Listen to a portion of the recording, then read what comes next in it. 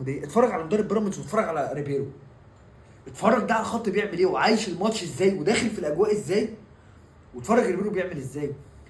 النهارده الحكم فيه اكتر من كوره فاول انت ما تفهموش. مش بقول ده اثر على الماتش، انا بتكلم في جزئيه ثانيه. تعامل اللعيبه حتى لو الحكم فيه فاول عليك غير تعامل لعيبه بيراميدز. كل لاعب بياخد شخصيه المدرب. انا لما ببص على الخط اشوفك خارب الدنيا وعمال تتنطط، انا هتنطط جوه الماتش. انا الحمد لله الواحد لحق جوزيه وهو صغير. كنت بتتفرج على واحد يا جماعه عايش الماتش. الاهلي كسبان الحرس قبل كده والدوري خلصان، الحكم حسب كوره عليه غلط وراح قطع له القميص. ده بينقل للعيبه في الماتش، لا الماتش مش خلصان، العب يا حبيبي، العب راجل.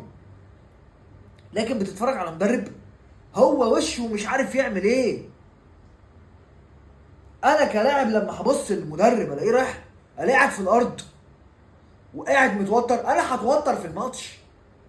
انا باخد وجهه طريقه فكري في الملعب منك. انت بتعمل كده، انت مستني انا مني انا ايه؟ كولر كان في الحته دي، موسيماني كان شويه اخر واحد مسك النادي الاهلي وكان بيعجبني على الخط.